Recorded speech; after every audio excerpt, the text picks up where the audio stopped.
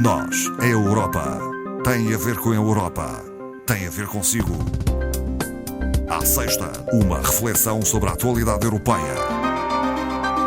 Doutora Ana Rita Barros é formadora do Centro de Informação Europeia Jacques Delors. Boa tarde. Muito boa tarde, Ana Marta. Doutora Ana Rita Barros, vamos começar por fazer uma referência a uma proposta da Comissão Europeia de reforma dos mecanismos de proteção de depósitos superiores a 100 mil euros.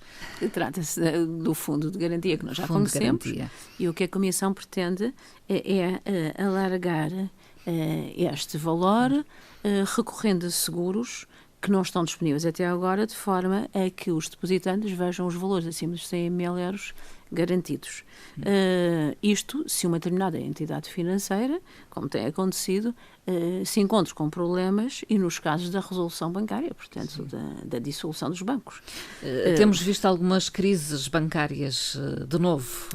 Exatamente. E a Comissão Europeia, nesta proposta, não quer associar a casos particulares esta legislação europeia aos casos principalmente mais recentes, nos Estados Unidos e na Suíça, mas nós sabemos o efeito de contágio que isso tem. Sim. Sabemos também que é preciso restaurar a confiança dos depositantes e é preciso restabelecer o sistema bancário, não só em bancos de grande, como de pequena e média dimensão, porque esta proposta tem esta particularidade. Não cobre só os bancos de maior dimensão. Também os mais pequenos. Cria também medidas e condições para que os bancos com ativos menores tenham também o acesso a estes mecanismos de seguro, que ainda não estão bem definidos. Aliás, a Comissão Europeia declarou exatamente, quando fez esta proposta, esta semana, que não espera um caminho fácil. Sim. Isto porque tem que ser aprovado pelo Parlamento, que aí não deverá haver grandes problemas, mas temos o Conselho. E no Conselho temos sempre aqueles Estados que o seu sistema financeiro assenta em bancos de grande dimensão, o caso da França e da Alemanha, e que normalmente se opõem. Estas medidas dos fundos não são recentes, não é? Sim. Conhecemos o ano passado, na Cimeira de junho, a proposta para aquilo que a Comissão Europeia chama completar a União Bancária, que é exatamente esta parte, este hiato de tempo que falta, com um fundo comunitário de garantia de depósito. Isso seria a situação ideal. Sabendo desse impasse, sabendo que, de facto, não é previsível que a muito curto prazo se tomem medidas, isto é uma maneira de garantir que os bancos de menor dimensão ou de média dimensão tenham acesso não só ao fundo de garantia do seu Estado-membro, mas também a medidas e a garantias a nível comunitário e também a criação do tal seguro que seria complementar a estas medidas. É importante para os depositantes. Não se fala em montantes ainda. Não. Temos que ler o texto definitivo da aprovação para ver os montantes máximos. Se é que terá montantes máximos, isso ainda não está definido. A Comissão aprovou medida para baixar preços da eletricidade no mercado ibérico. Sim, a Comissão aprovou, esta está mesmo aprovada, uma medida de auxílios estatais.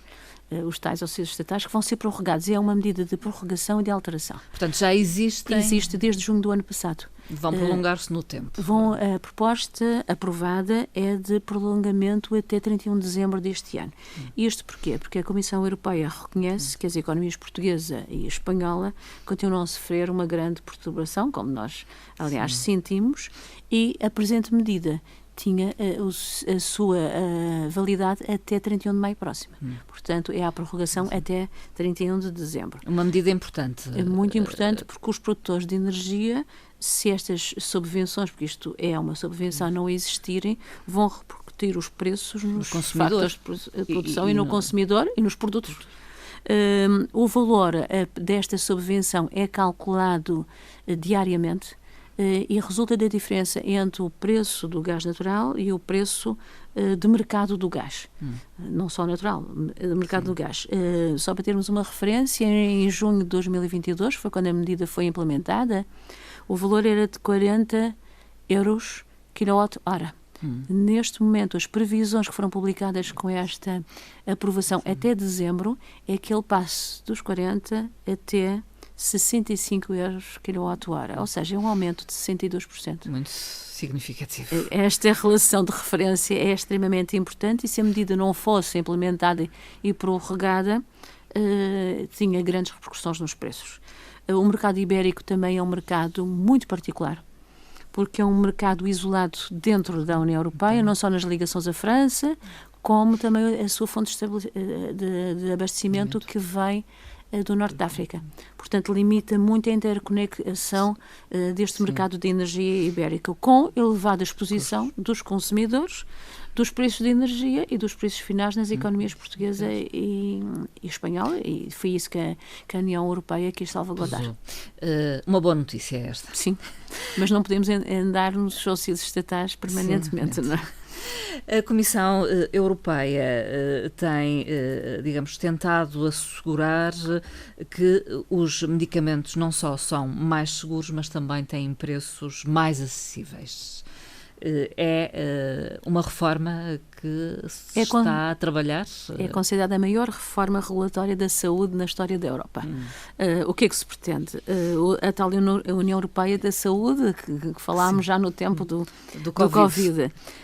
Esta revisão legislativa farmacêutica da União Europeia pretende não só medicamentos disponíveis e mais acessíveis, mas também inovadores, com medidas competitivas para a indústria europeia. Nós sabemos a dependência que temos da medicação relativamente ao exterior da Europa. É nitidamente um desafio para a tal União Europeia da Saúde. O que é que se pretende? Criar, talvez, um mercado único do medicamento.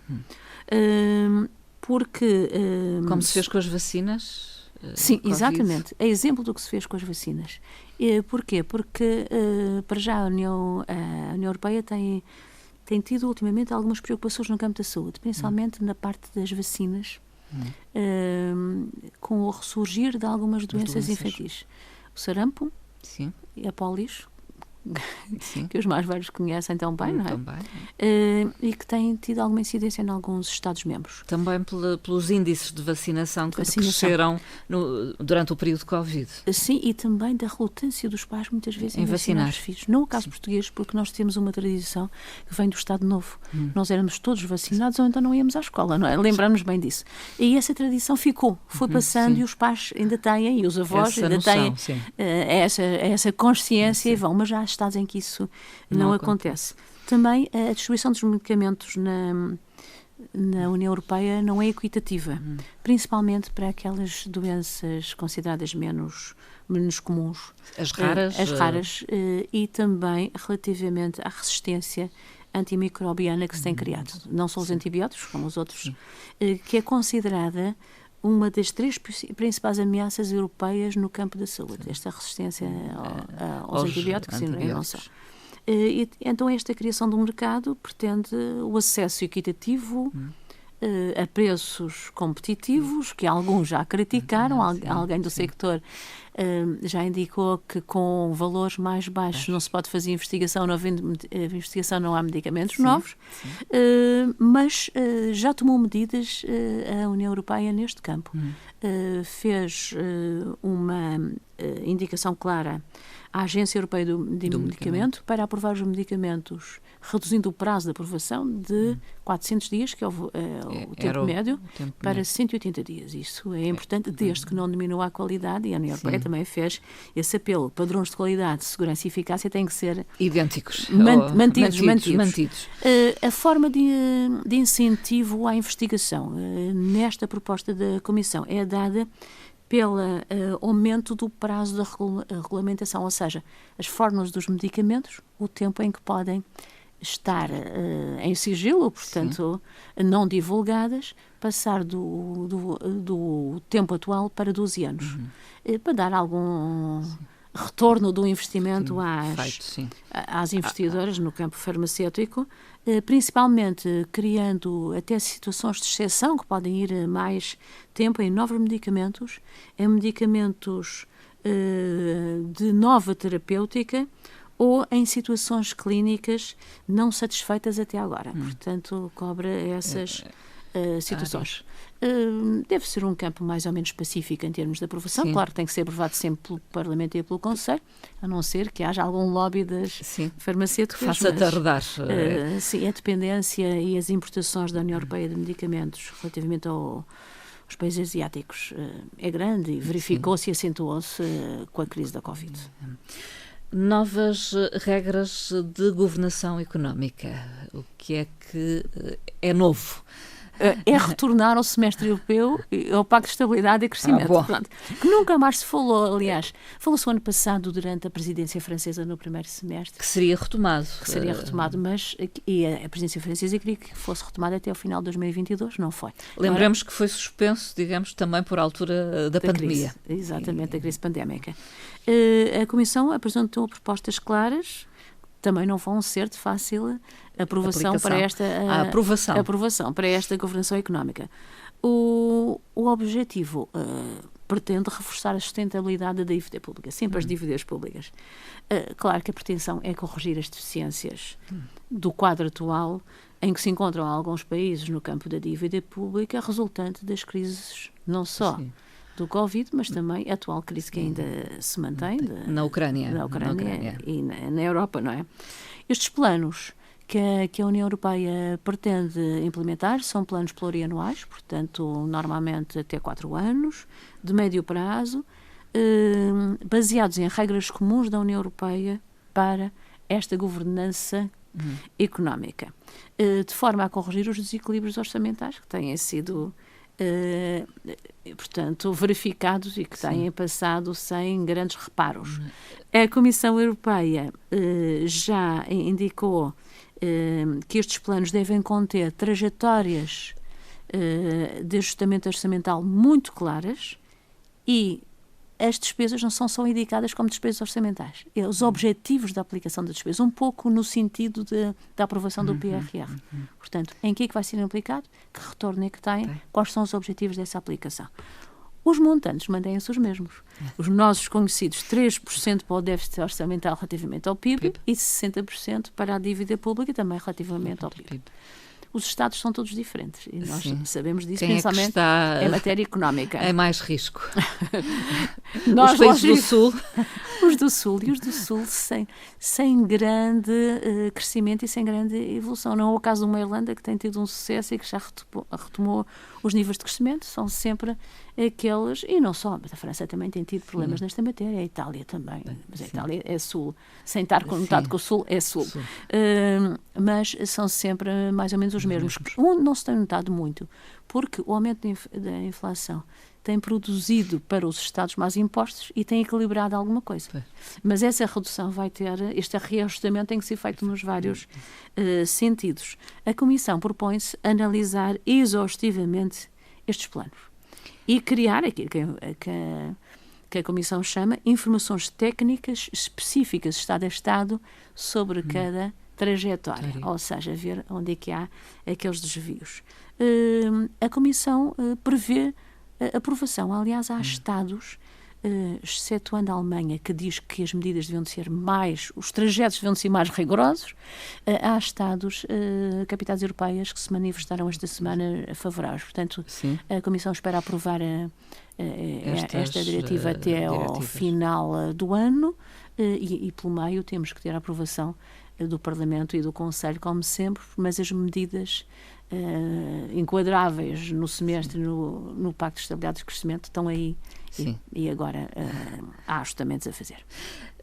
Já falou há pouco da Ucrânia, continua a crise, a guerra, e agora há uma questão ligada ao fluxo de cereais. Havia um acordo do ano passado também. Sim. E alguns países europeus manifestam a sua grande preocupação em relação a isso. Relativamente aos protestos também de alguns empresários do sector agrícola. Desde logo a Polónia, a Bulgária e a Roménia, que já tiveram uma aprovação de medidas financeiras de ajustamento, mas também a Hungria e a Eslováquia. O que acontece relativamente à solidariedade europeia?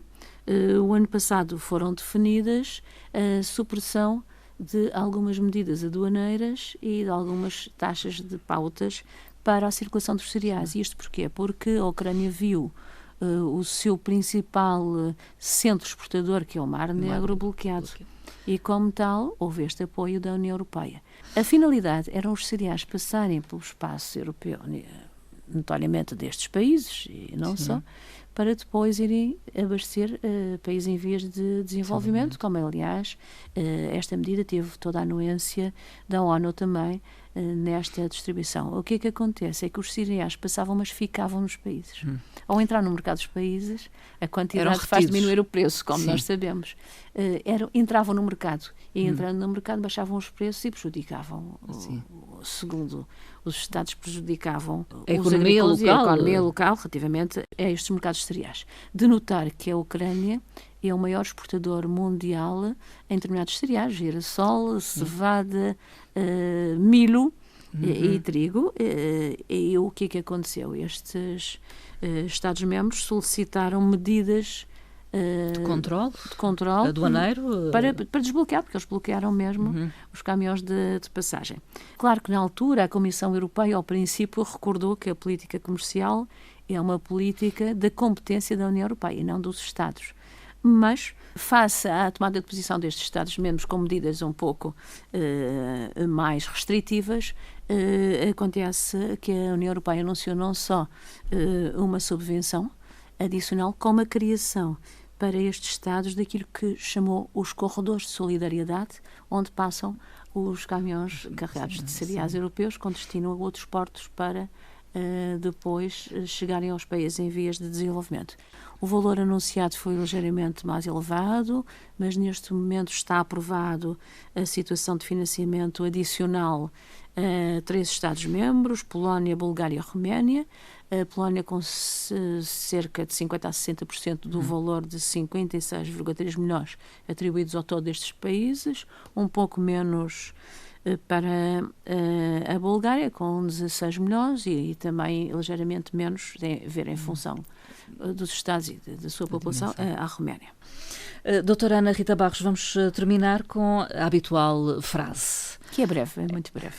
É uma frase do primeiro presidente do Conselho Europeu, portanto, figura criada pelo Tratado de Lisboa e que entrou em vigor em 2009, Herman Van Rompuy, que disse recentemente que é necessário rever os tratados antecipadamente a futuros alargamentos.